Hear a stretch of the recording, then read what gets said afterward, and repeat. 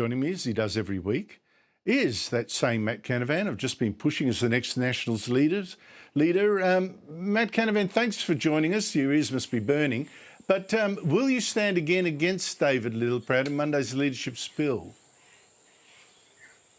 No, I won't, Andrew, but I am very humbled by your support. I appreciate that, and thanks very much for your confidence in me.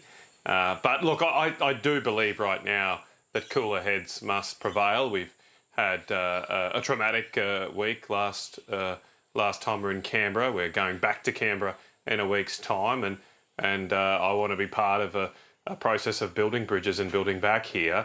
We had our disagreement last week. I'm very, very proud of the Nationals Party for standing by our principles to defend yours and your viewers' rights to free speech. But we had a disagreement. That is in the past. I feel no ill will to my Liberal colleagues, and I hope we can get back together to the main game here. The main game is, as you've outlined in your editorial as well, is how poorly our country is being run. We have the highest inflation rate now in the developed world after today's data. We already have the highest government interest rates, which flow through to your mortgages. Interest rates on your mortgages probably will go up again next week. Australia just can't afford more of this mismanagement that is giving us the highest electricity prices, the highest inflation rates, the highest interest rates, and crushing the living standards of Australians. We've had the biggest drop in living standards in the developed world since COVID. And if you believe the Treasurer today, the only thing he's focused on is what's going on in our parties. And I realise we've got some work to do, but it would be much, much better if we had a government that's focused on doing what they can to control inflation, to deliver higher living standards for Australians, and ultimately a better future for all our children. I don't know whether you heard that sigh of regret from viewers all over the country when you said you weren't standing again, but I suspect your day may come. These two new polls, the coalition way behind One Nation in both, what do they tell you? It tells me we've got a lot of work to do. It tells me that we've got to get back to fighting for what we believe in. Andrew, we are here. I believe that this is the culmination of spending too long for too much time focused on the polls, focused on the threat that we did face from teal seats, so much so that we tied ourselves in so many knots trying to chase voters in these teal seats that we forgot about what we believe in, who we're there to represent and who we're there to fight for. And so, yes, these polls are concerning for our political movement, concerning for our future, but that is not what we've got to focus on to get back to a winning position. It is just a bit like playing football. To win, you don't spend your time looking at the scoreboard. You spend your time doing the basic things right, catching the ball, making the tackles. That's what we've got to do here. And we've got a very clear platform about what we believe in. We should use that as our guiding North Star to focus on the direction we go in. And I feel we forgot that last week when we, as a coalition at least, as a group, did join with Labor to infringe on people's rights. We've forgotten that when we signed up to net zero in a desperate attempt to win votes, forgetting about what we believe in lower government, smaller government, in enhanced opportunity for all.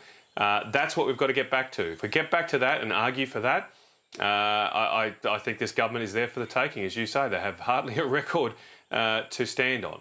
But we have a strong set of principles, strong solutions for the Australian people, and we've just got to have the guts and confidence to argue for them. Yeah, but look, Monday's now going to be all about this leadership spill. I mean, I'd rate Colin Boyce's chances at about, 1%, probably less. Maybe I'm being generous. But, even so, that's going to be the story. And I don't know if it ever is going to stop being the story, this, the coalition, this, that and whatever, until the boil is lanced.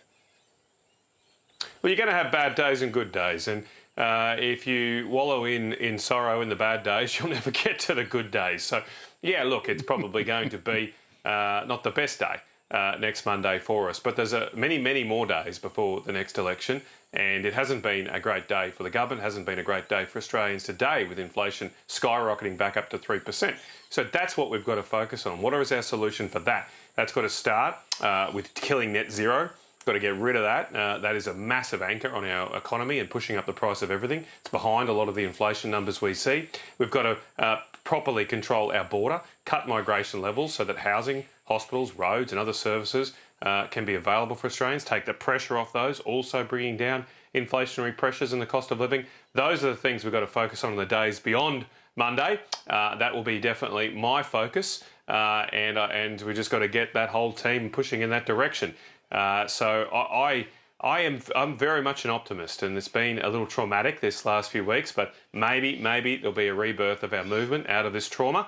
A birth is pretty traumatic, but something great comes out of it. So let's just see. Boy, you are an optimist, Matt, because you're looking at these polls. One Nation is a juggernaut, or do you somehow think it'll disappear, you know, like rain during a heat wave? It's not automatic, yeah. But in saying that, Andrew, a year ago, the polls said that Peter Dutton would be Prime Minister, right? Just a year ago. And the election's in 2 years' time. So there's a lot of water to go under the bridge just yet. I'm never going to give up on the Australian people. I'm never going to give up fighting. That's all you can do. I am very confident that if we do that, we have the team, we have the principles, we've got the record, we've got the party structure. And I've got a lot of respect for Pauline and what she's done in politics, but she hasn't delivered a lot, hasn't got a lot on her list of achievements of what she's built, what laws she's passed or got behind in the parliament. And also the other problem with her is she doesn't have the structure to select a strong team. Because however much you might like one person down there, whether it's me or David Littleproud or Pauline Hanson, you only get one vote. You only get one vote. You need a team to do anything in life. And that's another thing that Pauline hasn't been able to do. Yeah, but here's the thing. We've got to get our team back together.